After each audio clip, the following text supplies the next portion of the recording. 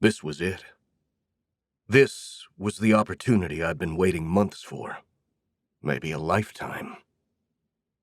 Even though my timing sucked, if I didn't level with these people now, I didn't know when I'd get a better chance. It was random luck that I'd ended up on the Rusty Anchor beer patio at the same time as the entire Henry family in the first place. And now all the other customers had cleared out, so it was just the Henrys, their significant others, and me. I glanced around at each person, all of them jovial about Cash and Ava's engagement announcement. None of them suspecting there could be more to their family. Simon Henry, with his wife Faye at his side, glowed with happiness now that the 4 children he'd raised had found their life partners.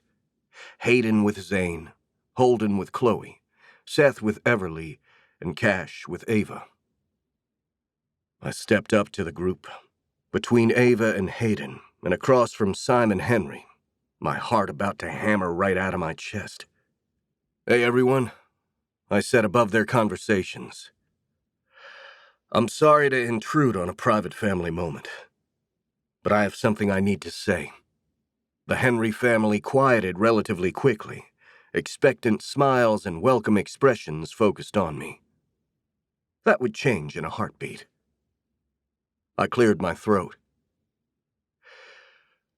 "I know this isn't the best time, but I need to level with you all about the reason I came to this small town in the first place." I was semi-aware of Ava clasping onto my wrist. "What's going on, Knox?" Focusing fully on the patriarch of the group, with his gray-brown hair and warm eyes, who stood mere feet from me for the first time, I said, "I found out a few months ago that you, sir, are my biological father." For 3 full seconds, there wasn't a sound other than a frog or two in the distance. I wasn't sure if anyone in the group of 10 had breathed. Then Ava, my closest friend in town as well as my writing partner, squeezed my wrist tighter and breathed out, "Wow." I kept my eyes locked on Simon Henry, my father, holding my own breath as I waited for his reaction. There was confusion, then shock. Then he glanced toward his wife, who wrapped herself around his arms supportively. "Holy shit," Holden said from somewhere to my right. I didn't divert my attention from the 68-year-old man in front of me, my heart pounding harder with every second he remained silent.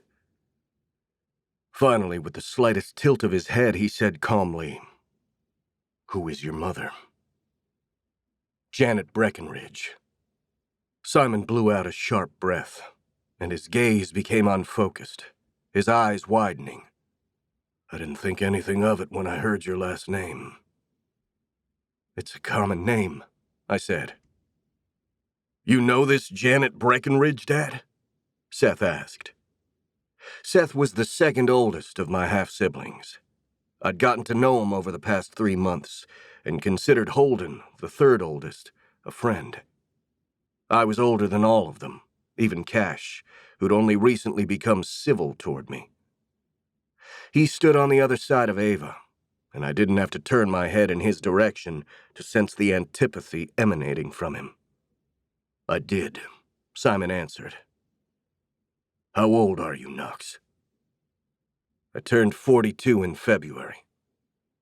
I could see him doing the math in his head. I knew it would work out. I didn't have anything to go on except my mother's revelation after her death, but I trusted her. She didn't have any reason to make this up,